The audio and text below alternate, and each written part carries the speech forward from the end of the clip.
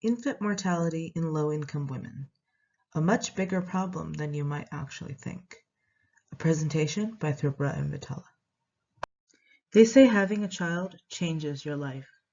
Your life has purpose and meaning when you have a baby. Your children are always in constant adoration of you. But most importantly, you feel loved and you have someone to love, unconditionally and forever. This experience is one that many look forward to all their lives. They try and try to get pregnant, and when they do, that feeling of joy is like no other. But for some, that joy might be short-lived. It might be ripped from their hands. It is perhaps the most devastating experience a person could face. That is, losing their baby. Meet Madison. Madison lives in Hamilton County, Ohio. Madison and her husband both work at a fast food restaurant. One day, Madison becomes pregnant. In order to ensure that her baby is healthy, Madison eats more and more of what she can get for free at her job. It's fast food, or what is readily available for her at a low cost. Since her job does not provide any kind of health insurance, Madison refrains from going to the OBGYN at any time throughout her pregnancy. Over the course of her pregnancy, Madison gains a large amount of weight. After about 7 months, Madison's son is born, prematurely, but soon dies. Sad, isn't it? As you may be able to tell from the story, there are a couple things that could have led to this outcome. One of them was improper nutrition, and the other was a lack of prenatal care. So why is nutrition during pregnancy so important? In order to have a safe pregnancy, a balanced diet including protein, folic acid, iron, and other nutrients is extremely important. As you can see from the pie chart, these nutrients must be consumed in specific proportions. Carbohydrates, proteins, and fats help in the general growth and development of the fetus, while vitamins and minerals are important for developing specific organs and keeping the mother safe. Without these nutrients, the health and survival of the infant is put at risk. However, the flip side is also true.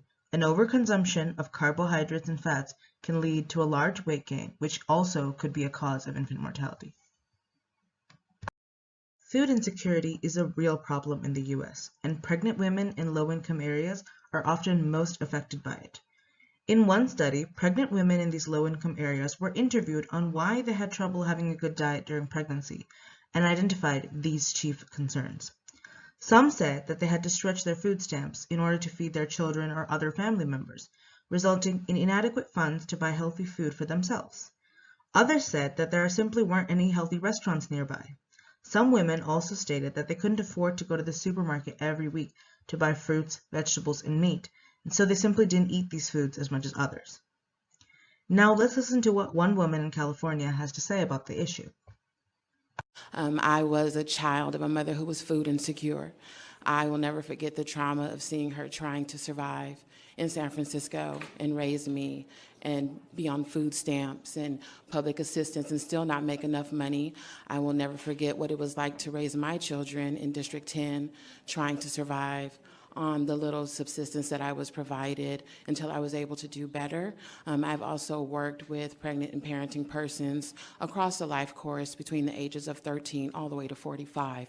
I've witnessed food insecurity. I've witnessed the trauma and the stress of not being able to provide for your children. I am 44.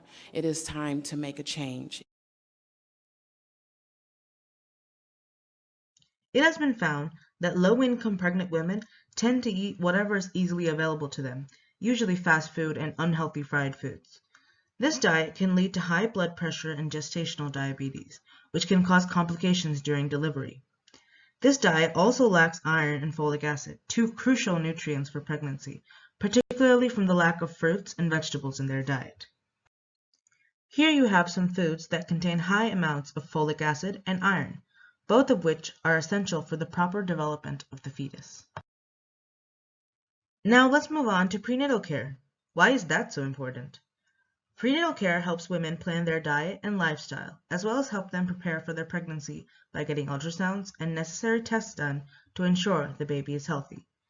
It has been found that infants born to mothers who do not seek any prenatal care in any form during their pregnancy are 3 times more likely to be born underweight and 5 times more likely to die when compared to those mothers who did receive prenatal care during pregnancy.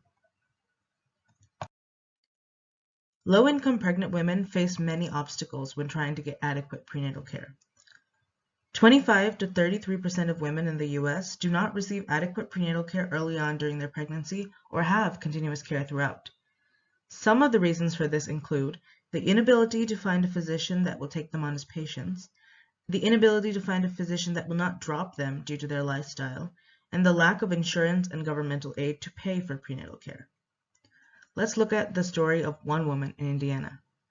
I mean, that it's a big deal being pregnant anyway, but it's also so common for people to lose their babies or to have complications without going to the doctor. The 21-year-old first learned she was pregnant in March during a visit to the ER. She was just 4 weeks. Medical staff helped her apply for a state Medicaid health care program specifically for low-income pregnant women.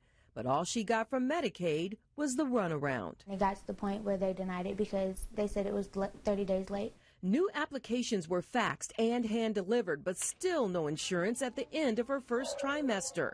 With critical appointments looming, Peyton got more bad news. She lost her presumed eligibility. That meant no prenatal care unless she could pay for it. I had to have $1,300 before I could be seen. What did you think? I was nervous. I missed everything prior to that. I missed all my genetic testing that I needed to have done.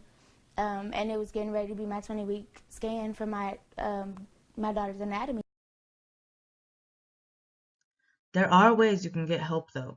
One way is to reach out to organizations that can help with your nutritional needs. The Women, Infants, and Children program helps expecting mothers with nutrition. They also help with some screening services with referrals to other agencies as needed. The Temporary Assistance for Needy Families program can also offer assistance to pregnant mothers without any resources. It is managed by the state but federally funded, so check with your local Medicaid office. The Office for Adolescent Health's Pregnancy Assistance Fund is a grant for pregnant mothers to help them pay for prenatal care and nutrition. Also, don't forget to check your local food bank. There may be plenty of nutritional foods available there. Canned beans, fruits, and vegetables are great foods to consume during pregnancy. And if you can, please donate to these organizations or your local food bank. That's all for now. Thank you for listening.